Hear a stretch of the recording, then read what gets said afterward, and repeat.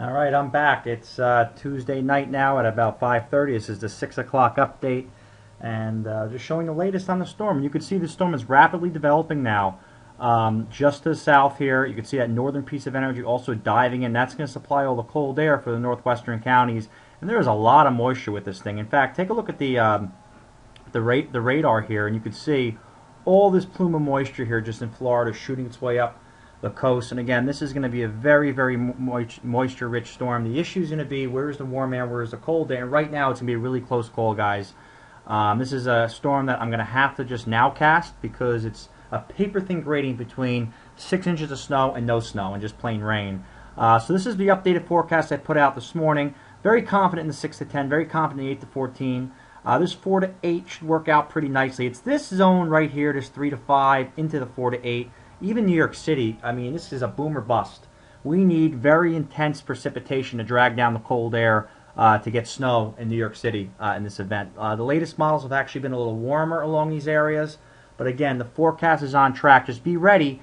This storm is going to throw some surprises both to the upside and to the downside. I can't emphasize that enough. But anybody north and west of 95, above 500 feet, the elevation is key because at the higher elevation, the surface temperatures will be colder, so snow will stick. Okay, let's go real quick now to the simulated radar.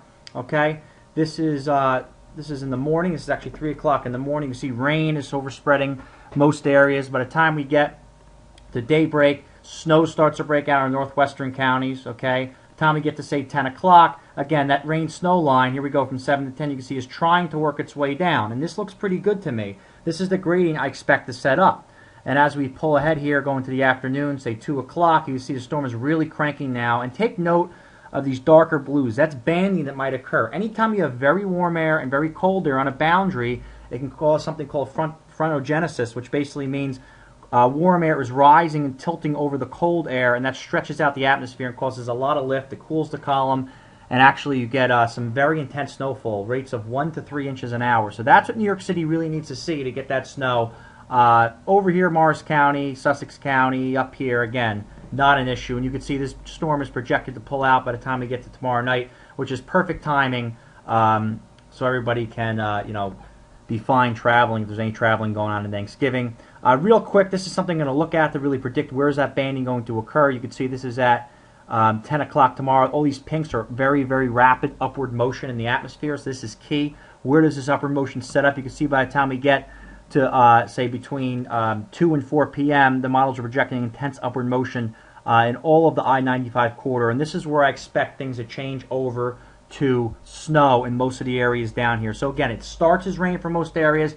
Temperatures are going to struggle to get down to freezing for many areas, but again, if we get that intense banding in the eastern sections of North Jersey, you will see the accumulations that I have. If we don't, there could be a bust there. I'm not going to lie, but north and west we're fine. Keep checking in. Going to be live updates all day tomorrow, and I'll try to keep you guys ahead of the storm as much as possible.